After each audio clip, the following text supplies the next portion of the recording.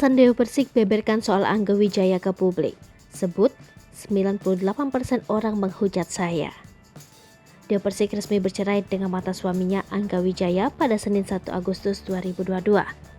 Pedangdut Dewi Persik membeberkan masalahnya dengan Angga Wijaya kepada publik. Alasan Dewi Persik membeberkan masalahnya kepada publik, ia merasa dihujat oleh orang-orang mengenai perceraiannya dengan Angga Wijaya. Dikutip dari sebuah kanal YouTube, Dewi Persik buka-bukaan soal Angga Wijaya. Diketahui selama menikah dengan Angga, Dewi sudah memberikan uang untuk modal usaha mantan suaminya itu. Dewi memberi uang kepada Angga untuk modal usaha sekitar 1 miliar rupiah, tetapi uang tersebut hilang tidak tahu keberadaannya. Dewi merasa kesal dengan kelakuan Angga yang terus membawa-bawa rumah tangganya. Saat menjadi bintang tamu di salah satu acara televisi, Angga membahas rumah tangga. Angga mendapat sindiran dari Dewi Persik.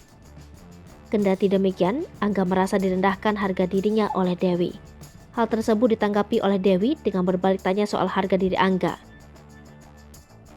Dewi melontarkan pernyataan tersebut bukan tanpa sebab. Ia mengucapkan pernyataan tersebut karena merasa Angga tidak ada tekad untuk benar-benar menjadi kepala rumah tangga yang baik.